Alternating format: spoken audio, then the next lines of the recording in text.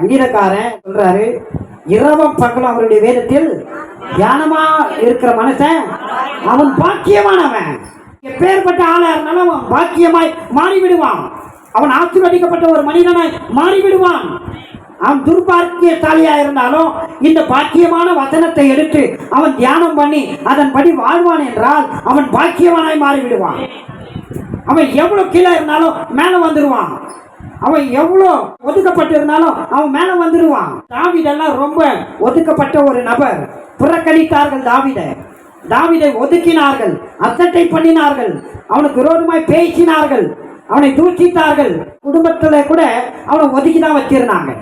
குடும்பத்தில் ஒரு பெரிய ஃபங்க்ஷன் நடக்கு. அந்த ஃபங்க்ஷனுக்கு தாவீதுக்கு அழைப்பு இல்லை.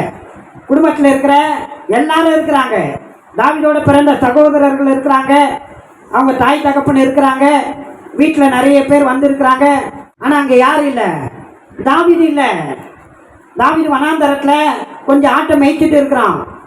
எங்கேயோ இருக்கிற அவனுடைய சகோதரர்கள்லாம் அழைப்பு கொடுத்தாங்க, ஆனால் தாவீதுக்கு அழைப்பு கொடுக்கல. ஆனால் தேவன் தாவீதை கவனித்துக் கொண்டிருந்தார். ஏன் தேவன் தாவீதை கவனித்துக் கொண்டிருந்தார்? அவன் கர்த்தருடைய வார்த்தையை தியானம் பண்ணி கொண்டிருந்தான், கர்த்தரை தியானம் பண்ணி கொண்டிருந்தான், அவர் வல்லமையை தியானம் பண்ணி கொண்டிருந்தான், அவருடைய இரக்கத்தை தியானம் பண்ணி கொண்டிருந்தான், அவருடைய அன்பை தியானம் பண்ணி கொண்டிருந்தான். எத்தனை பேர் இதை செய்ய போறீங்க? அவருடைய அன்பு என்ன என்பதை தியானம் பண்ணுங்க. அவருடைய இரக்கம் எப்பேற்பட்டது என்பதை தியானம் பண்ணி பாருங்க. கர்த்தருடைய இரக்கம் உங்களுக்கு உண்டாகும். அவருடைய கிருபை என்ன என்பதை தியானம் பண்ணி பாருங்க. கர்த்தருடைய கிருபை உங்களுக்கு உண்டாகும்.